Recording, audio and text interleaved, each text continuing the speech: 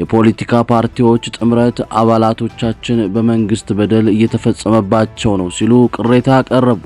በአባላቶቻችን የሚፈጸመው እስርና እንግልት ካልቆመ ራሳችንን ከምርጫ ልናገል እንችላለን ብለዋል። በመረጃ ሰዓታችን እንመለከተዋለን። በወልቃይት የሚኖሩ ትግራዋይን በደል እየተፈጸመባቸው እንደሚገኝ ተገለጸ።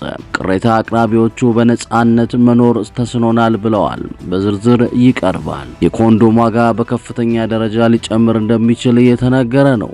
እስራኤል ግብረ ሰዶምነትን በይፋ መቀበሏ እያነጋገረ ነው። ቀጣዩ ሰኔ ወር የግብረ ሰዶማውያኑ በዓል በድምቀት ታከብራለች ተብሏል። ተጨማሪ ይዘናል። የመካከለኛው ምስራቅ ጦርነት ዛሬም አዳዲስ መረጃዎችን ተሰምተውበታል። በዝርዝር ተመልክተነዋል። ሰላም ጤና ይስጥልን። ከኢትዮ አምባ ሚዲያ የሰዓቱን መረጃዎች ይዘን ቀርበናል። ቻናላችንን ላይክ፣ ሼር፣ ሰብስክራይብ ማድረግዎን አይርሱ። አብራችሁን ቆዩ። ፖሊስ በፊንቴክ ኢንቨስትመንት ማጭበርበር የተጠረጠሩ አርቲስቶችና ቲክቶከሮች ላይ የጠየቀው ተጨማሪ የምርመራ ጊዜ ተፈቀደ።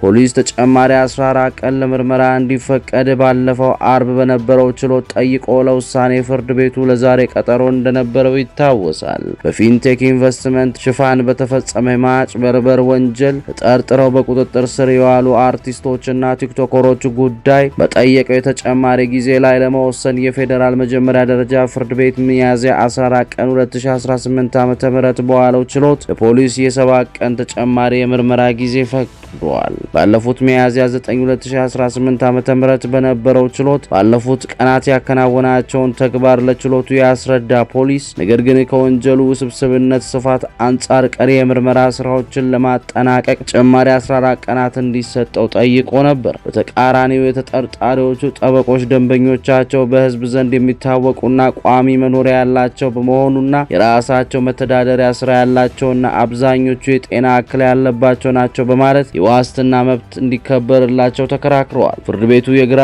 ቀኙን ክርክር ካዳመጠ በኋላ ውሳኔ ለመስጠት ለሚያዝያ 14 2018 ዓ.ም ቀጠሮ መስጠቱ ይታወሳል። በነበረው ችሎት ፖሊስ የቀረውን ምርመራ አጠናቆ እንዲያቀርብ 7 ተጨማሪ ቀናት ፈቅዷል። ተጠርጣሪዎቹ ለቀጣይ የችሎት ቀጠሮ ሚያዝያ 21 ቀን 2018 እንዲቀርቡ ፍርድ ቤቱ አዟል። 8 የፖለቲካ ፓርቲዎች ጥምረት በአባላቶቻቸው ላይ እየደረሰ ያለ ሰፊ የህግ ጥሰቶችን በአስቸኳይ ካልተከላከሉ ከምርጫ ራሳቸውን እንደሚያገሉ አስጠነቀቁ። የጥምረቱ የምርጫና ፖለቲካ ጉዳይ ኃላፊ አቶ አለምረው ይርዳው እንደገለጹት ችሎቱ የምርጫ እንቅስቃሴ ከተጀመረ ጊዜ አንስቶ እየከፉ መጥተዋል ብለዋል። ጥምረቱ በተቻለ መጠን ምርጫው ሰላማዊና ዴሞክራሲያዊ ሆኖ እንዲቀጥል ከፍተኛ ጥረት እየተንቀሳቀሰ ነው። ነገር ግን በእጩዎቻችንና በደጋፊዎቻችን ላይ የሚደርሰው በደል ከአቅም በላይ እየሆነ መጥቷል ሲሉ ተናግረዋል።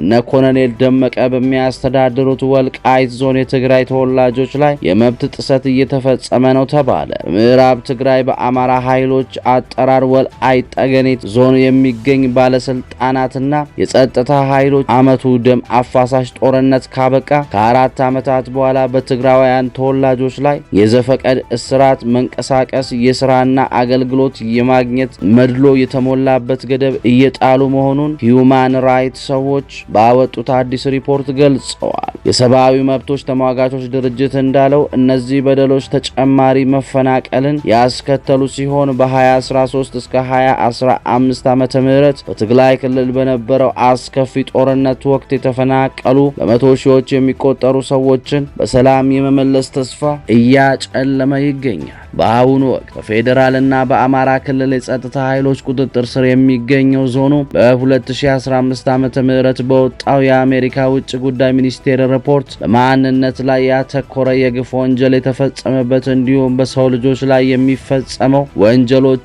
እንደ አስገድዶ ማፈናቀልና በኃይል ወደ ሌላ ቦታ ማዞር የተፈጸመበት አካባቢ ተብሎ ተለይቷል። በምዕራብ ትግራይ ዞን የሚገኙ ትግራዋያን በሁሉም የህይወት ዘርፎች ላይ ከባድና ሰብአዊ የጎደለው ገደብ እየተጣሰባቸው ይገኛል ያሉት የሂዩማን ራይትስ ባልደረባ ሌቲሺያ ባዳር የኢትዮጵያ ባለስልጣናትና አጋሮቻቸው ትግራውያን እንደ ሁለተኛ ዜጋ የሚቆጠሩበት ሁኔታ ችላ ለማለት የቆረጡ ይመስላል ብለዋል። ሂዩማን ራይትስ በጥርና በየካቲት ወራት 2018 ዓ.ም 40 ሰዎችን ማነጋገሩን ገልጸዋል። ከነዚህም መካከል በአሁኑ ወቅት በአካባቢው የሚኖሩ ነዋሪዎች፣ ከታህሳስ 2018 በኋላ አካባቢውን ለቀው የወጡ ተፈናቃዮች፣ የእርዳታ ሰራተኞች፣ ዲፕሎማቶችና ሌሎች ባለሙያዎች ይገኙበታል። ድርጅቱ መጋቢት 11 ቀን 2018 ዓ.ም በጉዳዩ ላይ ያገኘውን የመጀመሪያ ደረጃ ግኝት ለኢትዮጵያ መንግስት ቢያጋራም እስካሁን ምንም ምላሽ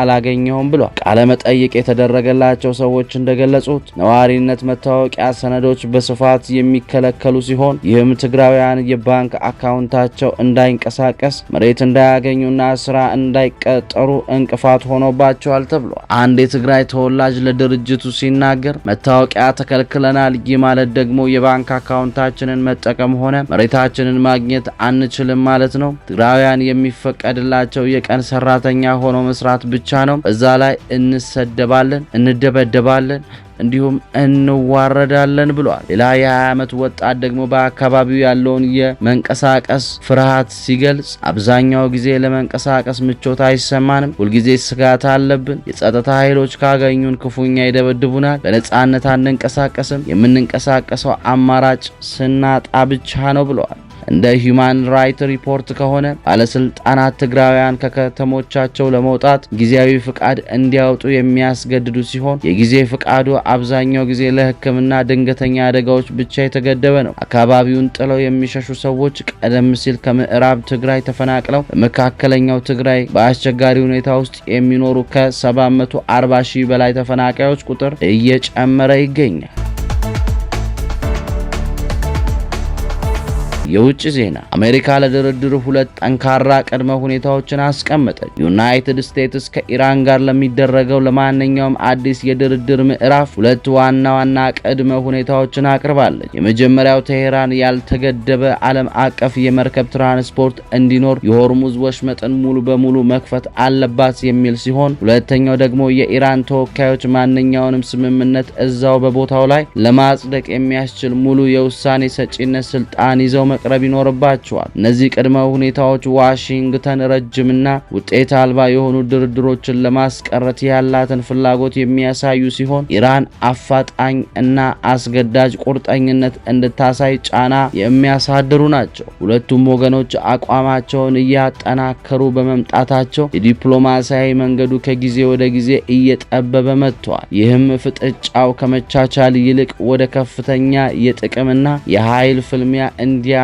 እያደረገ ይገኛል። ቻይና መካከለኛው ምስራቅ ወሳኝ መስቀለኛ መንገድ ላይ ነው ስትል አስጠነቀቀች። አሜሪካ በዋሽንግተንና በቴሄራን መካከል የነበረውን የተኩስ አቁም ስምምነት ማራዘሟን ካሳወቀች በኋላ ቻይና ረቡዕ ሚያዝያ 15 ቀን በውጭ ጉዳይ ሚኒስትሯ በኩል የመካከለኛው ምስራቅ ቀጠና በጦርነትና በሰላም መካከል ባለው ወሳኝ መስቀለኛ መንገድ ላይ እንደሚገኝ በማስጠንቀቅ ሁሉም ወገኖች ዳግም ግጭት እንዳይቀሰቀስ እንዲከላከሉ አሳስባለች። የቻይና የውጭ ጉዳይ ሚኒስቴር ቃል አቀባይ ጎጂያኩን በሰጡት መደበኛ ሳምንታዊ መግለጫ ሁኔታው አሁንም አስጊ መሆኑን ገልጸው ቅድሚያ የሚሰጠው ተግባር ዳግም ወደ ጦርነት እንዳይገባ መከላከል መሆን እንዳለበት በአጽንኦት ተናግረዋል። የሚመለከታቸው ወገኖች ራስን የመቆጠብ እርምጃ መውሰድና ውጥረቱን ሊያባብሱ የሚችሉ ድርጊቶችን ማስወገድ ይኖርባቸዋል ያሉት ቻይና አለመግባባቶችን በፖለቲካዊና በዲፕሎማሲያዊ መንገድ እንዲፈቱ እንደምትደግፍ አክለው ገልጸዋል። ቃል አቀባዩም በመካከለኛው ምስራቅና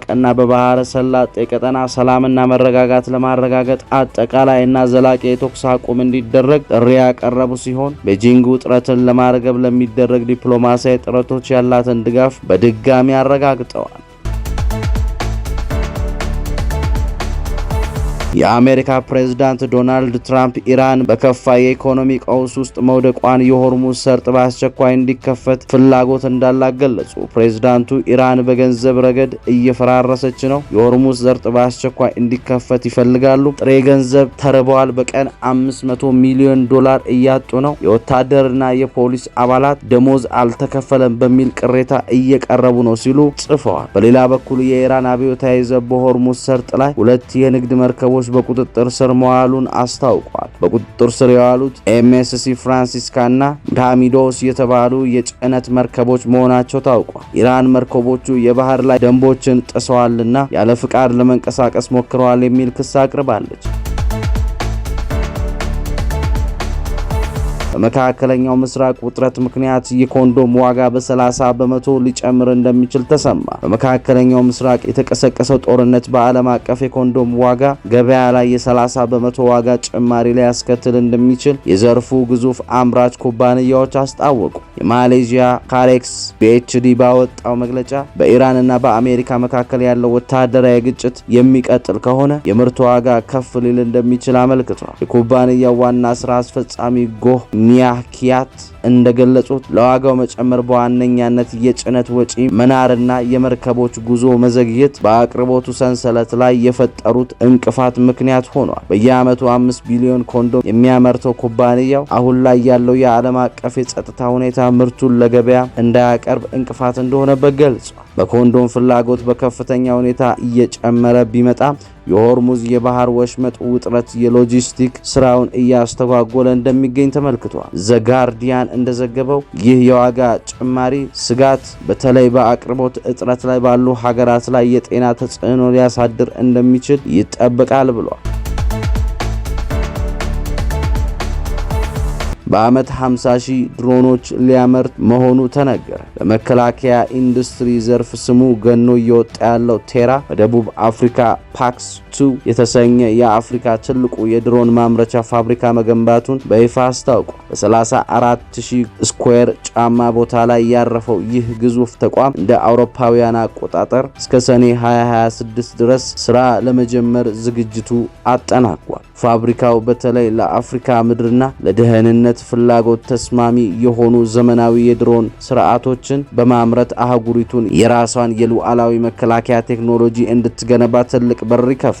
ይህ ግዙፍ ፕሮጀክት እውን ሊሆን የቻለው አፍሪካን የቴክኖሎጂ መዳረሻ ካደረገ ዓለም አቀፍ ባለሀብቶች በተገኘ የ$34 ሚሊዮን የገንዘብ ድጋፍ። የፋብሪካው ዋና ግብ እስከ 2028 ዓ.ም ድረስ በአመት 50,000 ድሮኖች የማምረት አቅም ላይ መድረስ ሲሆን ይህም ደቡብ አፍሪካ በአህጉሪቱ የድሮን ቴክኖሎጂ ማዕከል ከማድረጉም ባለፈ አፍሪካን በዓለም አቀፍ ገበያ ውስጥ ተወዳዳሪ ያደርጋታል። ይህ የገንዘብ ኢንቨስትመንት ለቴክኖሎጂ ሽግግር የጀርባ አጥንት ሆኖ ያገለግላል ተብሏል። ከኢትዮ አምባ ሰናይ ጊዜን ተመኘን።